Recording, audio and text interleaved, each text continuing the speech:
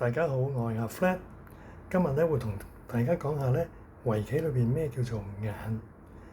喺個棋盤上高咧，大家見到呢8隻黑棋咧已經手拖手咁樣圍住咗中間呢個交叉點，咁我哋咧就叫呢個交叉點做眼，就好似咧一張正方形嘅台咁樣，有4個台角，一個真眼咧最少要有3個台角嘅喎。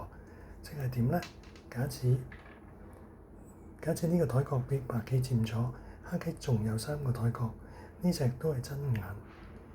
如果咧呢個台角咧都俾白棋佔埋咧，黑棋得返2個台角咧，呢隻咧就係假眼嚟㗎啦。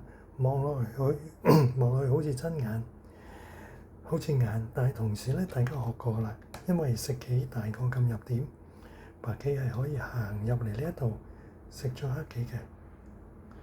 而黑棋如果唔想俾白棋食咧，就唯有連住佢啦。咁好明顯睇到呢隻就唔係眼啦。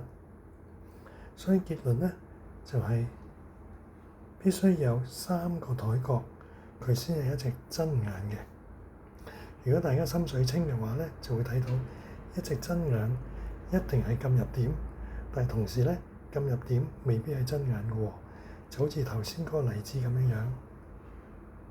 如果呢隻白棋喺呢度，呢個係白棋嘅撳入點，因為白棋行入唔可以行入嚟噶嘛，行入嚟都食唔到呢隻黑棋，呢隻黑棋仲有一口氣嘛，係咪？所以呢個係撳入點，但係同時係假眼嚟嘅喎，佢只係得2個台角啫。所以咧必須要有3個台角，佢先係真眼嘅。好啦，今日同大家講咗咧，喺棋盤中間真眼同假眼係點樣樣？